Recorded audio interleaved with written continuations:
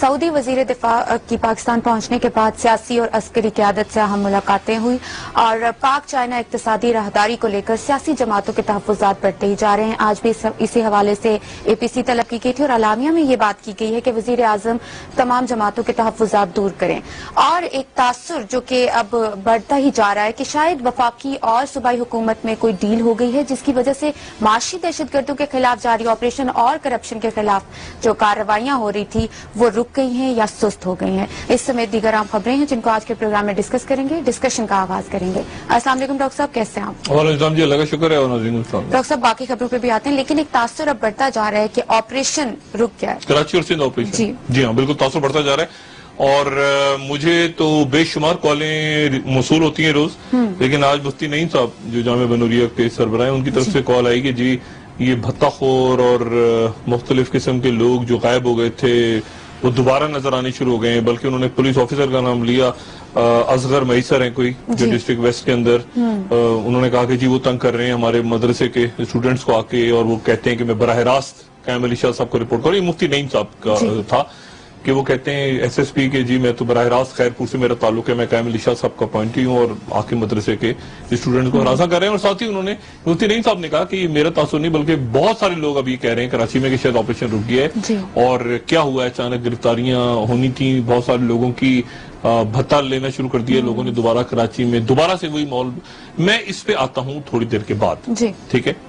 मेरा कुछ देर पहले कुछ लोगों से बात हुई, वजारत दाखिला के भी लोगों से बात हुई और इस ऑपरेशन को, ये जो पूरा ऑपरेशन है, चूंकि मैं इसमें थोड़ा सा काफी बोलता रहा हूँ इसके ऊपर, तो मैं इस पे बाद में बात करूंगा कि ये सुस्त क्यों हुआ है, कैसे दोबारा निकल आए हैं लोग बाहर, ये तासुर क्यों बिल्ड हो रहा है जी। लेकिन पहले मैं आपको ये बताऊं कि ये जरा इसको डिस्कस कर लें। जो नायब वली अहद सऊदी अरब के तशरीफ लाए मोहम्मद बिन सलमान जी। अब ये जो है इनके बारे में मैंने कल भी बात थोड़ी सी की थी, मैं थोड़ा सा और 2-4 जुमले कह दूं ताकि इनको पढ़ने में आसानी हो जाए कि ये कौन है। ये बादशाह सलामत के बेटे हैं। बादशाह सलामत जो सऊदी अरब के हैं ये उनके बेटे हैं और नायब वली अहद हैं।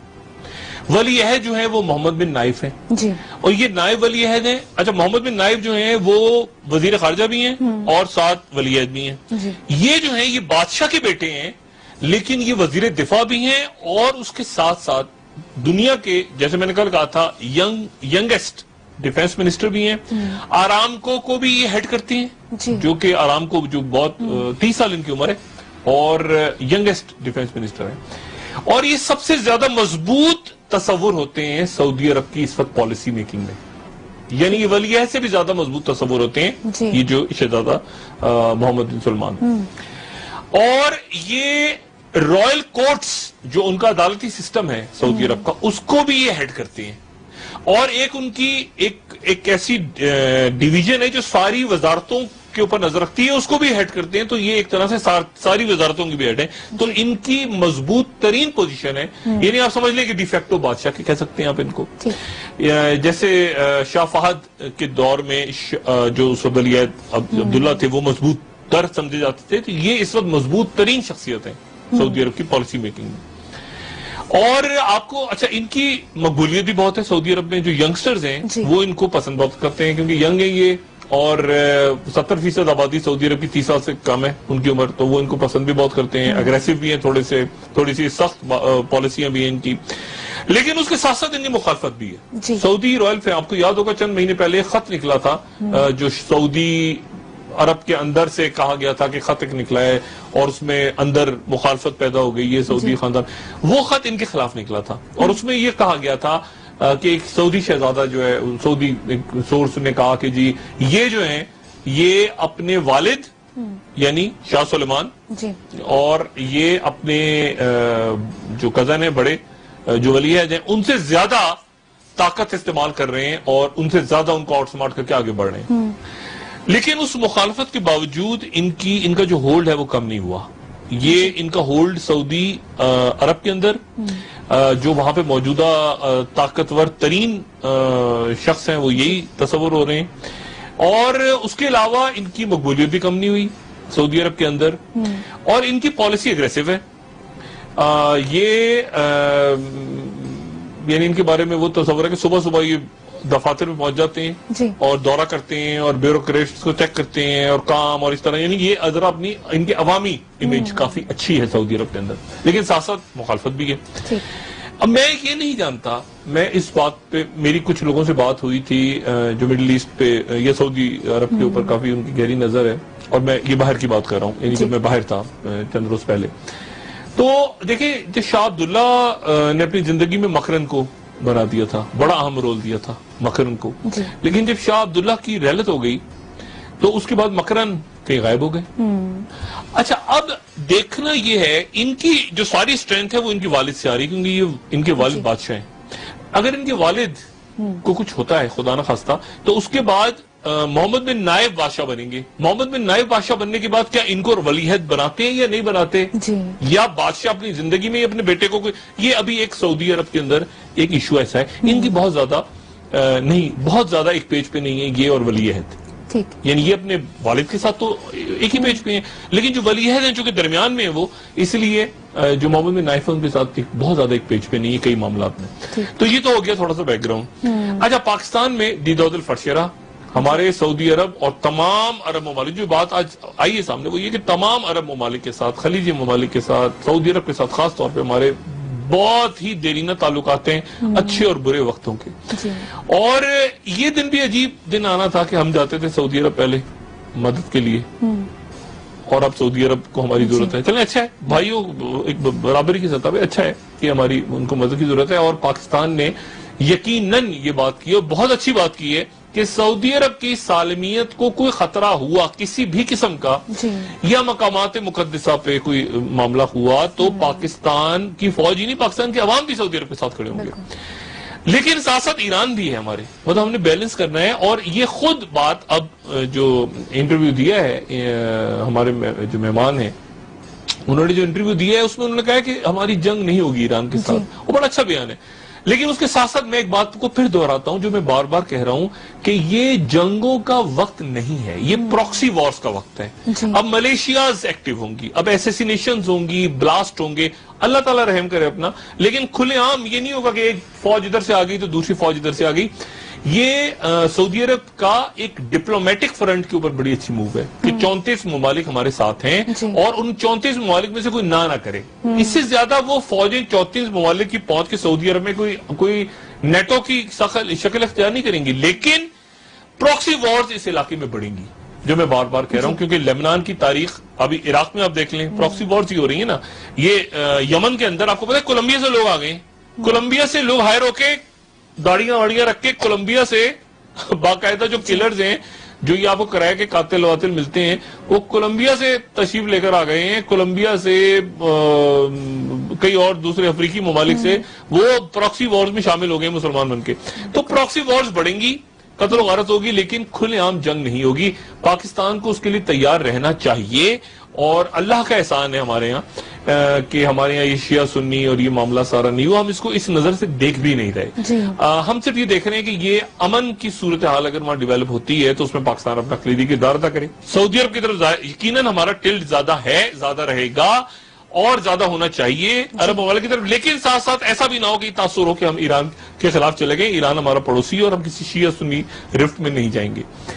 یہ تو ہو گئی بات ساری سعودی عرب کے حوالے سے، اور یہ بھی ذہن میں دیکھیں، یہ میں نے پہلے بھی بات کی تھی کہ اب یہ بھی آگے آنے والے دنوں میں شاید آنے والے سالوں میں مسئلہ کھڑا ہو کہ ایران شیعہ حضرات کا جو شیعہ مسئلہ ہے اس کا سینٹر ہے یا عراق سینٹر ہے، آیت اللہ خامنائی ہے یا آیت اللہ سستانی ہے، کیونکہ عرب عجم معاملہ بھی ہے بیچ میں۔ اور یہ بھی ذہن میں رکھیں کہ جو روٹس ہیں نا شیعہ مسلک کی وہ عراق میں ہیں، نجف، کربلا، وہاں پہ روٹس ہیں۔ ایران تو جب صفوی آئے ہیں 15ویں صدی میں تو پھر اس کے بعد، اس سے پہلے تو حنفی اور شافعی مسلک تھا، اس کے بعد جب صفوی بادشاہ آئے ہیں شاہ سلیمان اول تو یہ 15ویں صدی میں پھر یہ سنی سے شیعہ ہوا ہے، لیکن جو اصل شیعہ مرکز ہے وہ عراق ہے۔ اور لیکن ایران اس لیے بن گیا تھا کہ وہاں پہ صدام حسین آ گیا تھا، وہاں صدام حسین صاحب نے آ کے شیعہ جو بھائی ہمارے ان کے اوپر مظالم ڈھائے تو یہ سینٹر شفٹ ہو گیا اور یہ انقلاب آ گیا، ورنہ تو یہ عراق میں ہی تھا سارا۔ بہرحال اب لیکن وہاں جو آیت اللہ سستانی اتنے اگریسو نہیں ہے، وہ ذرا سافٹ ٹون میں اور مقتدر صدر اور باقی جو عرب اہل تشیع ہیں وہ اتنے اگریسو ٹون میں نہیں ہیں, تو اسی لیے ایران جو ہے وہ زیادہ پلے کر رہا ہے. لیکن دیکھنا یہ کہ فیوچر میں یہ مرکز شفٹ ہوتا ہے واپس بیک ٹو عرب, عراق, یا یہ ایران میں رہتا ہے. تو اس وقت دونوں ممالک یہ ذہن میں رکھیں, دونوں ممالک ایران اور سعودی عرب پوائنٹ آف اسٹرینتھ سے بات نہیں کر رہے ہیں, پوائنٹ آف ویکنس سے بات کر رہے ہیں. دونوں ہمارے بھائی ہیں, لیکن پوائنٹ آف ویکنس سے بات کریں. ایک ہوتا نا کہ, اور امریکہ بھی پوائنٹ آف ویکنس پہ ہے, وہ اس کا بھی وہ اثر و رسوخ نہیں ہے جو کہ ہونا چاہیے. اور میں اپنی ذاتی رائے پہ قائم ہوں کہ اگر ان ممالک کے درمیان آگے جا کے کوئی صلح کروا سکتا ہے تو وہ دور بیٹھا پیوٹین ہے, جو کہ ابھی اس پھڈے میں کھل کے کہیں نہیں آیا درمیان میں. ہو سکتا ہے, یہ بھی ہو سکتا ہے کہ نہ رول پلے کریں. تو ایک تو یہ انٹرنیشنل ہو گیا معاملہ جو ہمارے ملک میں چل رہا ہے, اور ایک اچھا میسج لے کے میرے خیال سے یہاں سے ہمارے مہمان جائیں گے. اچھا میسج, ایک بہت ہی برادرانہ میسج جائے گا ان کو, اور کسی قسم کی تلخی پیدا نہیں ہوگی. انہوں نے آج یہ بات کی بھی کہ ہم سمجھتے ہیں کہ پاکستان کی جو نزاکتیں ہیں سفارتکاری کی اور معاملات ہیں ہم سمجھتے ہیں. ایک تو یہ. دوسرا, کل بہت امپورٹنٹ ایونٹ ہونے جا رہا ہے اسلام آباد میں, اور وہ ایونٹ یہ ہونے جا رہا ہے وہ امن مذاکرات جس کو افغان این ڈی ایس نے زبردست کر دیا تھا, وہ کل دوبارہ شروع ہو رہے ہیں اسلام آباد میں. اور اس پہ رچرڈ اوسلن صاحب چونکہ نمائندہ خصوصی ہیں, پہلے ہمارے سفیر تھے پاکستان میں امریکہ کے, وہ اب نمائندہ خصوصی ہیں افغانستان پاکستان کے. آنے والے دنوں میں وہ یہ دوبارہ میں بتا چکا ہوں ساؤتھ ایشیا کا اکٹھا ہونے کے چانسز ہیں کہ امریکہ کے اندر وہ ساؤتھ ایشیا ڈپارٹمنٹ دوبارہ اکٹھا ہو جائے, اس میں انڈیا بھی آ جائے اور اس کو بھی ہیڈ کریں رچرڈ اوسلن. یہ ایک اندازہ ہے میرا, ہو سکتا ہے آپ غلط ہو. بارہ رچرڈ اوسلن صاحب کی بڑی امپورٹنس ہے. وہ امریکہ کی طرف سے ہوں گے, چائنا کی طرف سے ان کے ہوں گے نمائندہ خصوصی, پاکستان کی طرف سے اعزاز چودھری ہوں گے, اور افغانستان کی طرف سے غالباً حکمت کرزئی ان کے کوئی ہوں گے رہنما.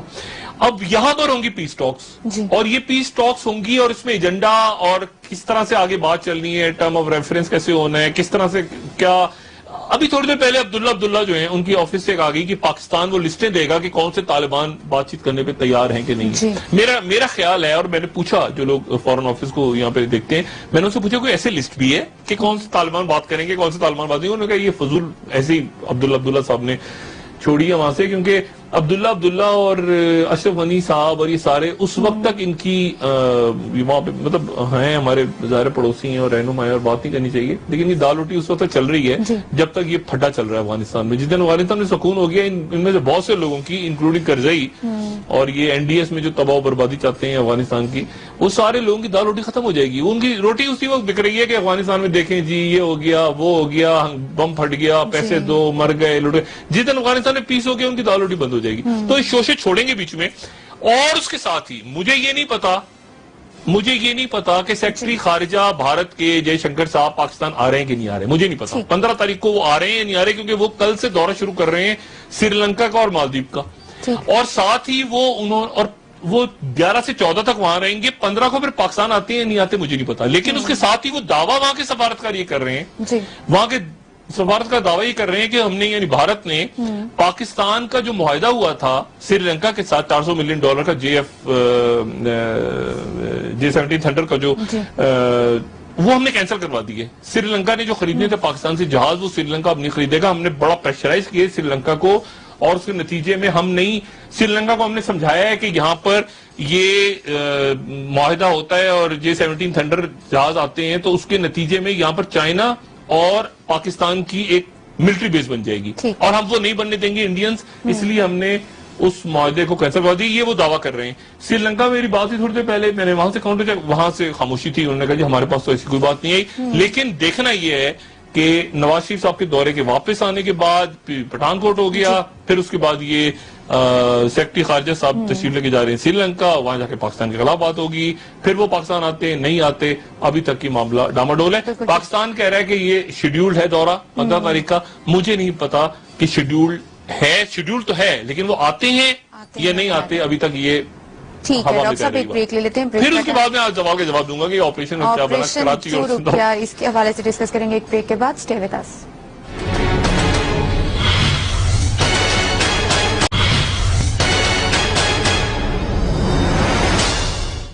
ویلکم بیک ناظرین. ڈاکٹر صاحب یہ جو ایک تاثر ہے سندھ اور کراچی میں آپریشن رک گیا, اس کو کس طرح دیکھ رہے ہیں, کیا وجوہات ہیں؟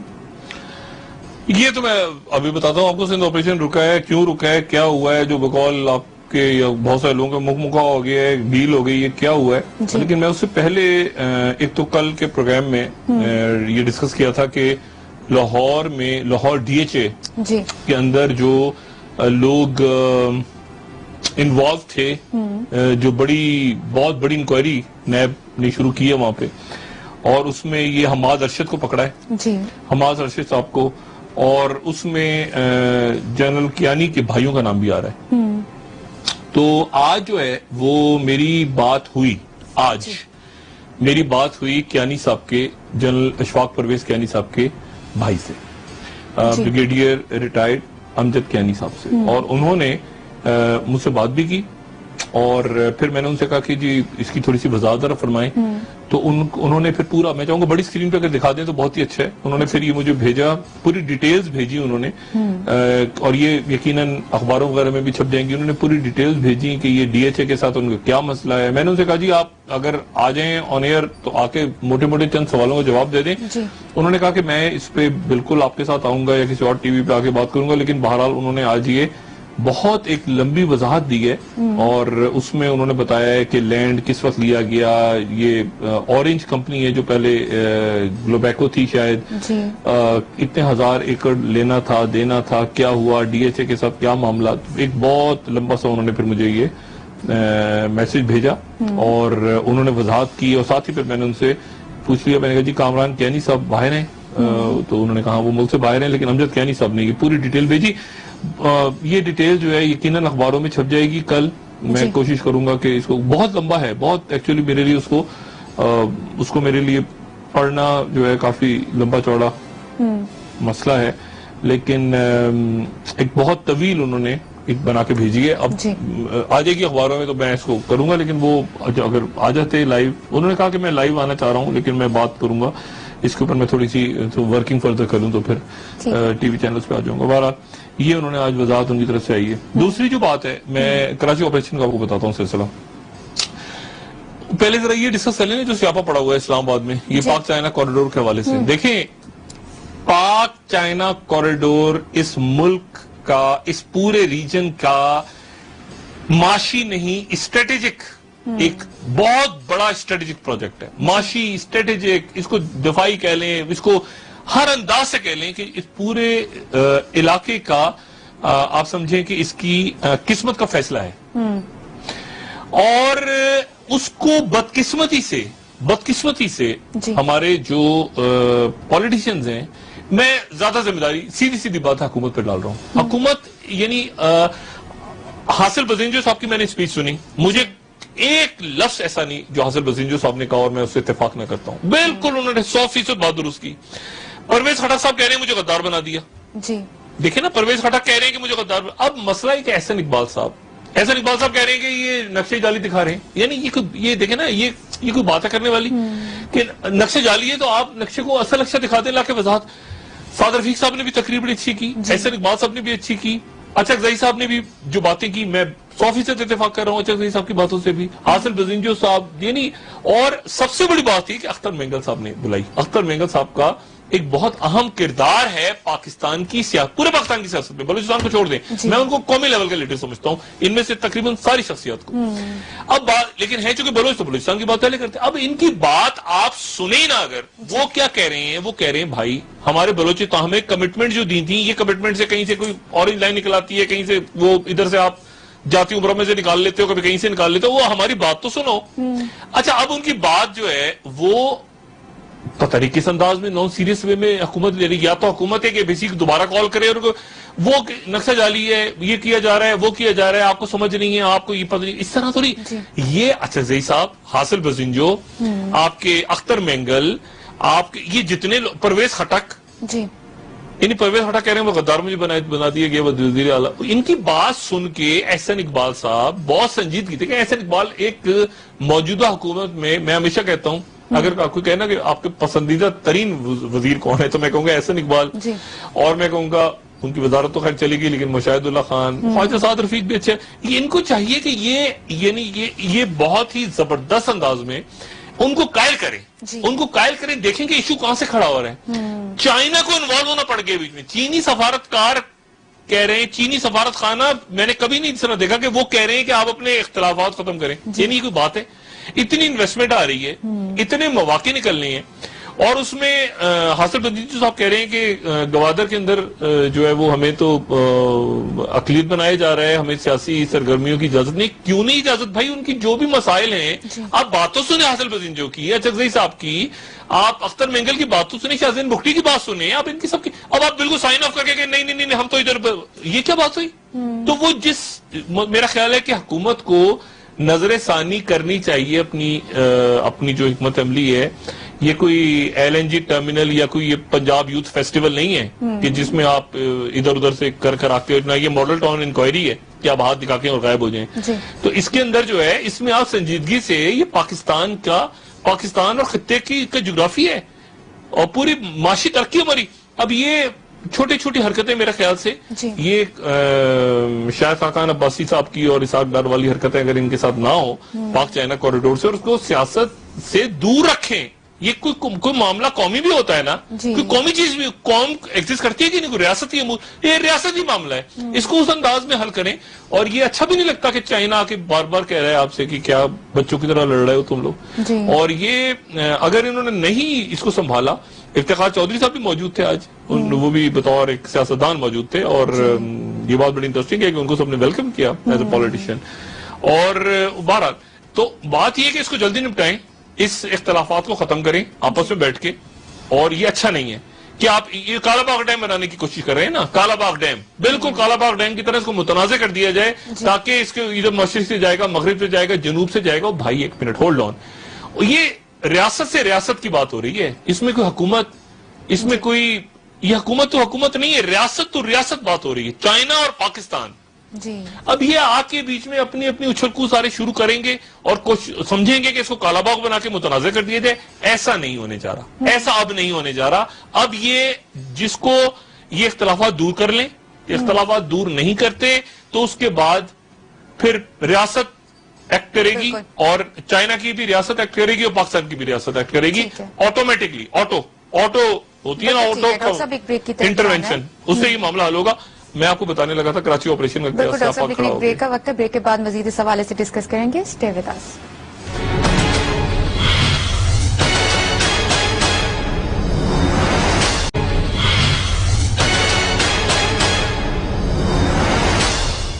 ویلکم بیک ناظرین. تو ڈاکٹر صاحب, یہ جو کراچی اور سندھ آپریشن کی ہم بات کر رہے تھے بریک میں جانے سے پہلے, کیا دیکھ رہے ہیں, کیوں تاثر ایسا کیوں غلط تاثر ہے اس کی. دیکھیں یہ آپ کے خیال سے یہ جو رینجرز کے اختیارات ہیں, یہ رینجرز نے لوڈو کھیلنے کے لیے لیے ہیں, گٹے کھیلیں گے کیا؟ یہ اصل میں یہاں پر دیکھیں 3-4 ایشوز آ گئے. ایک تو یہ مودی صاحب کود گئے بیچ میں, پھر آ گیا آپ کا یہ معاملہ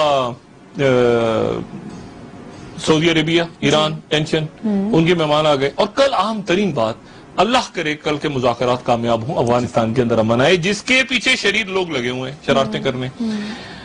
اچھا, اب مسئلہ یہ ہے کہ اس لیے یہ تاثر بلڈ ہوا کہ سندھ کے اندر آپریشن کچن میں کتنی دبردوز ہوئی ہے, کتنا وہ رینجرز اور یہ اور چودھری نثار اور یہ. اب یہ ایسے ہی ہوا تھا, ایسے ہی تھا کیا؟ نہیں, سوال ہی پیدا نہیں ہوتا. یہ تاثر بالکل غلط ہے. اصل بات یہ ہے کہ جو ہائی پروفائل ہاتھ ڈلیں گے نا آنے والے دنوں میں, دیکھیں نا آج اچانک کیا ہوا. اب یعنی میں نے کوئی 4 مہینے پہلے بات کی تھی, وہ آج سامنے آ گئی. نیب نے تحقیقات شروع کر دی ہیں. 42 کروڑ روپیہ سندھ فیسٹیول, 42 کروڑ روپیہ, جس میں افتتاحی تقریب کے لیے ایک نجی کمپنی کو 18 کروڑ دیا گیا. 18 کروڑ, اور ایک ایڈورٹائزنگ کمپنی کو 40 کروڑ دیا گیا. 31 ملین نامعلوم افراد میں تقسیم کر دیا گیا, 31 ملین روپیہ. اور یہ نیب کی تحقیقات اس کی بھی کمپلیٹ ہو جائے گی رپورٹ. یہ ساری دیکھیں, یہ ساری چیزیں چل رہی ہیں اور سامنے آنی ہیں. اب وہ جو ابھی میں نے بات کی نا, وہ لاہور کے اندر جو پکڑا ہے وہ ہاؤسنگ اسکیم والے صاحب کو, وہ طوطا بن کے بولنے کو تیار ہیں, ٹک ٹک ٹک ٹک, ٹھیک ہے نا, وہ بولنے کو تیار ہیں ڈی ایچ اے والے. لیکن یہ معاملہ چونکہ اب اس میں اور آگے بڑھے گا اور دیکھتے ہیں کہ کیا اس میں گرفتاریاں ہوتی ہیں اور کہاں سے جاتا ہے معاملہ. یہ ساری چیزیں چل رہی ہیں. اب اس میں بات یہ ساری کہ دیکھیں کل کیا کیا ہونا ہے. اس اگلے چند دنوں میں طے ہونا ہے کہ کیا ایف آئی اے کی رپورٹ درست تھی ایک بڑے سٹاک بروکر کے بارے میں, جن کے 3 ادر ڈائریکٹرز کو پکڑ کے چوتھے کو بھی شاید پکڑ لیا. کتنے کا؟ میری ایف آئی اے کے لوگوں سے بات ہوئی, اعلیٰ حکام اسلام آباد, nothing to do with Karachi. Islamabad के FIA के लोगों से मेरी आला तरीन सतह पे बात हुई, मैंने कहा क्या मामला है? उन्होंने पूरी वो रिपोर्ट बना के तैयार की हुई है, वो पूरी रिपोर्ट उनके पास ऐसे पड़ी हुई है कि ये ऐसे हुआ ऐसे हुआ ऐसे हुआ स्टॉक मार्केट में। अच्छा, वो अगर रिपोर्ट दिखा देंगे तो बहुत ही अच्छा। पता नहीं मेरी प्रोडक्शन टीम, हाँ ये रिपोर्ट पूरी तैयार पड़ी हुई है स्टॉक मार्केट की कि वो क्या हुआ था उसमें, और उसके अलावा एक और रिपोर्ट भी है वो जो 240 सफात की है, न्यू नाज़ा प्रोजेक्ट और ये वो सारा, वो तो अब तैयार पड़ा है। वो कह रहे हैं कि इसमें कोई फवाद हसन फवाद नामी शख्स का कोई ताल्लुक ही नहीं है। दूसरी तरफ वो डॉक्टर, इनके जो राइवल ग्रुप है स्टॉक मार्केट का, उनके ऊपर डॉक्टर आसिम हुसैन का बयान पड़ा है, वो नैब की तफ्तीश है। देखिए ना, इनमें से या तो FIA झूठी है या वो साफ झूठे हैं स्टॉक मार्केट के, या ये जो रिपोर्ट नैब ने जमा करवाई है नैब झूठी है, या वो साफ झूठे हैं। जो 170 मिलियन डॉलर लेके कराची स्टॉक मार्केट क्रैश हुई, स्टॉक मार्केट चुप ऐसे जिबिट, ना कोई उनमें से बात कर रहा है, ना कोई उनका सदर, ना कोई चैम्बर का कोई पता नहीं कोई वजीर आजम होता है चैम्बर में, कौन होता है? वैसे तो चैम्बर गैस चैम्बर भी होते हैं, मगर ये चैम्बर है, चैम्बर ऑफ कोई बात नहीं कर रहा, कोई बोल ही नहीं रहा कि मार्केट क्रैश कैसे होती है। भाई मार्केट को कैसे क्रैश होती है? ये आप जो टीवी चैनलों पे आके सुबह शाम उसमें डाल दो, उसमें उसका शेयर बढ़ जाएगा, उसका शेयर कम हो जाएगा, उसको करके आपने अरबों रुपया कमा लिया, और वो किधर गया, वो कहाँ गया? आप अपनी जरा ये वजाहत फरमाइए। यहाँ कोई मुकद्दस गाय तो नहीं है ना, मुकद्दस गाय तो कोई भी नहीं है। आप जरा ये मुझे गालियां देने शुरू कर दी, उधर से भी गालियां पड़े थे, दो आपस में जो टकरा गए थे कि जी इसके पीछे ये मीडिया ग्रुप है, उसके पीछे वो, तो आपके पीछे भी तो है 10, उसके पीछे एक है, वो मिलके गालियां दे रहे हैं, कोस रहे हैं मुझे। अच्छा चले जी, मुझे कोसते रहे आप ये बताएं कि मार्केट कैसे क्रैश होती है? ये मार्केट में सट्टा होता है कि नहीं होता? कल वजीर आजम इफ्तिताह फरमाएंगे पाकिस्तान स्टॉक उसका, तो उसमें देख लेंगे कौन कौन बैठा है। फवाद के साथ अगर फवाद इन्वॉल्व है प्रिंसिपल सेक्रेटरी, तो फिर उन शख्सियात को नहीं आना चाहिए, और उधर से उनको नहीं आना चाहिए जिन्होंने 170 मिलियन डॉलर लेके कैश करवाई मार्केटिंग। तो मेरा ख्याल है कि अब ये सब जो है अपना अपना अल्लाह करें, अल्लाह ताला को याद करें, इस्तग़फ़ार करें, दुआएं करें। टीवी पे आके गालियां देने से बक बक झिक झिक, तो मैं तो आदी हूं इन चीजों का, मुझे पे क्या असर पड़ेगा? ठीक है ना, आप अपने मामला को दुरुस्त करें और कौन को ये बता देंगे स्टॉक मार्केट क्रैश कैसे होती है। और स्टॉक मार्केट कराची क्रैश होने पे मार्केट स्टॉक के लोग चुप क्यों हैं, क्यों खामोश हैं कि स्टॉक मार्केट क्रैश हुई, कैसे क्रैश हुई, और ये कैसे बढ़ते हैं उठते हैं शेयर्स, और कैसे मीडिया के लोग इन्वॉल्व करते हैं, आप कैसे, ये सब जरा बयान करें कौम को, ताकि कौम को पता चल जाए थोड़ा सा। तो ऑपरेशन वगैरह को ठंडा नहीं। अब आएगा डॉक्टर आसिम हुसैन का केस। आसिम हुसैन साहब के ऊपर वो कह रही है नैब कि हमने 80% उनका मनी ट्रेल ढूंढ लिया है जी, और 20% रह गए। अब 20% आ जाएगा अगले कुछ दिनों में, ऐसे ही होगा ना जी।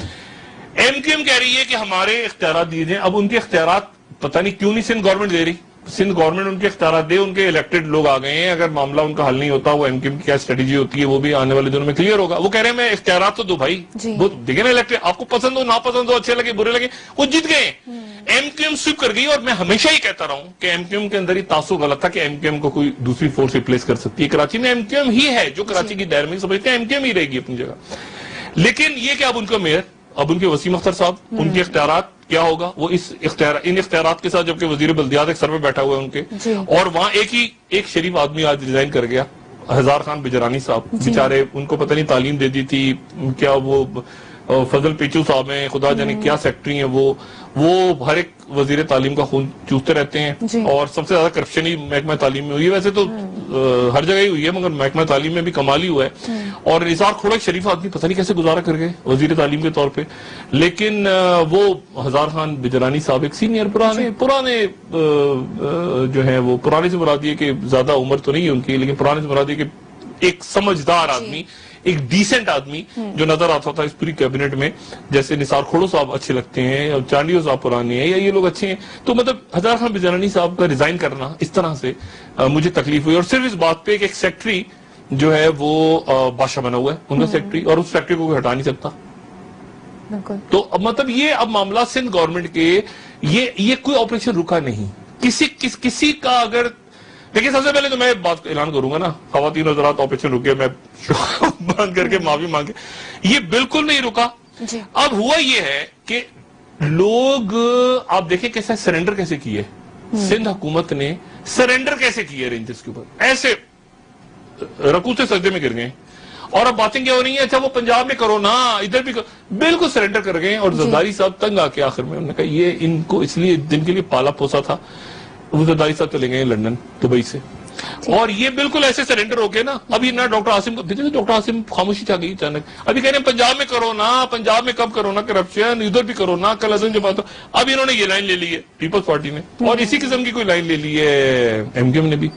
ایم کیو ایم بھی وہی کہ بلدیاتی اختیارات دیے جائیں, ہم یہ ہم وہ فلانا. باقی جو معاملات تھے ایم کیو ایم کی قیادت کے یا عمران فاروق کے یا باقی دیگر لاسٹ کمنٹ کر دیجئے کیونکہ پروگرام ختم ہو رہا ہے. عمران فاروق قتل کیس کا بھی تو اب یہ کیس منطقی انجام تک تو جا رہا ہے, تو کس طرح دیکھ رہے ہیں اب کیا ہوگا آگے؟ آخری کمنٹس میں نے کیا دینا, پروگرام کا ٹائم بھی ختم ہو رہا ہے تو میں کیا ڈاکٹر عمران فاروق کے اوپر کمنٹس دوں. میں تو صرف اس کے اوپر لمبی بات کروں گا میں کل پرسوں تک, لیکن میں صرف یہ کہہ رہا تھا کہ ایک تو خاموش ہو گئے, خاموشی اختیار کر لی ہے ایم کیو ایم نے اور پیپلز پارٹی. بالکل ایک طرح سے یعنی وہ اس میں چلے گئے کہ پنجاب میں بھی تو کرو نا, ہم نے پکڑو مگر پنجاب میں بھی پکڑو. پیپلز پارٹی یہ کہہ رہی ہے ایم کیو بلدیاتی الیکشن بھی چلی گئی ہے. وہ جو پرانے ایشوز تھے جو جن پہ اسٹیبلشمنٹ کو اعتراضات تھے ان سے دستبردار ہو گئی ہے. آج آپ بلاول صاحب کی اسپیچ سنیں پنجاب میں, تو انہوں نے پنجاب گورنمنٹ کیوں ایسا کر رہی ہے, کیوں یہ کیا, کیوں وہ کیا, فلانا ڈھماکنا یہ وہ, لیکن وہ اصل معاملہ رینجز اختیارات یہ وہ ان سے پیچھے ہٹ گئے سارے. یہ سارے رہنماؤں کی بھی آپ اسپیچ سنیں نا ٹی وی پہ تو آپ کو لگے گا سارے کے سارے لگے گا. اور تنگ آ کے اس کے بعد جو ہے وہ پیپلز پارٹی کی قیادت جو ہے وہ مطلب وہ اس دن کے لیے تو نہیں پالا پوسا تھا نا, کھلایا پلایا تھا سب کو, لیکن بہرحال اللہ خیر صلی اللہ. لیکن ان کا خیال اگر کسی کا یہ خیال ہے کہ تعریفیں کر کے اسٹیبلشمنٹ کی, رینجرز کی, انڈیا کو گالیاں دے کے بچ بچا جائیں گے, تو ایسا نہیں ہوگا. اکراس دا بورڈ جب چلے گا تو لا چلے گا بن جا رہا.